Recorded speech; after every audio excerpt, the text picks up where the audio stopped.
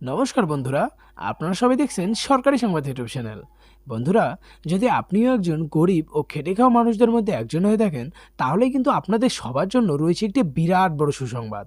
হ্যাঁ বন্ধুরা, যেমনটা আমরা ভালো মতোই জানি যে ২১শে মঞ্চের পর থেকেই কিন্তু আমাদের পুরো রাজ্য জুড়ে একের পর এক রাজনৈতিক দুর্ঘটনা দেখা যাচ্ছে। তবে তা সত্ত্বেও কিন্তু মমতার কোনো প্রকল্পে কোনো ধরনের অব্যাহত আমরা দেখতে পারিনি। আর ২১শে মঞ্চে তিনি যেমন নতুন নতুন কয়েকটি সুবিধার কথা বলেছেন, সেই মতো কিন্তু সেই নতুন নতুন সুবিধাও খুব শীঘ্রই শুরু হতে চলেছে। আর বন্ধুরা দেখুন, ঠিক এরই মাঝে কিন্তু মোদী সরকারও গরিব ও খেটে খাওয়া মানুষদের জন্য নতুন একটি প্রকল্প শুরু করলেন বন্ধুরা, যেই প্রকল্পটার নাম হচ্ছে ইন্দিরা গান্ধী জাতীয় সামাজিক সহায়তা কর্মসূচি প্রকল্প। হ্যাঁ বন্ধুরা, আর এই প্রকল্পে আবেদন করলে আপনারা সরাসরি 40,000 টাকা পেয়ে যাবেন। তো দেখুন বন্ধুরা, এই বিষয়ে এখানে হেডলাইনে বড় বড় করে বলা হয়েছে যে সারা দেশ জুড়ে চালু হলো নতুন একটি প্রকল্প। আবেদন করলে সবাই পাবেন 40,000 টাকা। তো কিভাবে আপনি আবেদন করবেন, আবেদন করতে গেলে কি কি ডকুমেন্টস লাগবে, অফলাইন না অনলাইনে আবেদন করতে হবে, সেই সব কিছু আপনাদের আমি জানিয়ে দেবো। তো ধৈর্য ধরে ভিডিওটিকে শেষ পর্যন্ত দেখবেন।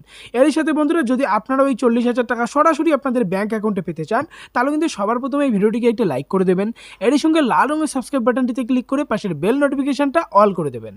তো বন্ধুরা, আমরা প্রথমেই দেখে নেব এই প্রকল্পে আবেদন করতে গেলে আপনার কি কি ডকুমেন্টস লাগবে, ইম্পর্টেন্ট একটা স্টেপ। তো সবার প্রথমে লাগবে আপনার একটা ব্যাঙ্ক অ্যাকাউন্টের জেরক্স কপি, 2 কপি পাসপোর্ট সাইজের ছবি, ভোটার কার্ডের জেরক্স কপি, জাতিগত শংসাপত্র আর স্থায়ী বাসিন্দার শংসাপত্রটা লাগবে। তবে বন্ধুরা, এই প্রকল্পে আবেদন করার কিছু শর্ত রয়েছে, যেগুলোর মধ্যে প্রথমটি হচ্ছে 40,000 টাকার সুবিধা নিতে হলে অবশ্যই EWS ক্যাটাগরির মধ্যে হতে হবে, অর্থাৎ BPL অন্তর্ভুক্ত হতে হবে।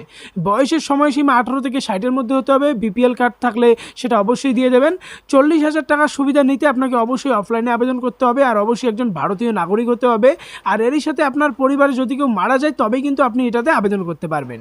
এবারে কথা হচ্ছে কিভাবে আবেদন করবেন। বন্ধুরা, এই 40,000 টাকার সুবিধা নিতে হলে আপনাকে অফলাইনে আবেদন করতে হবে।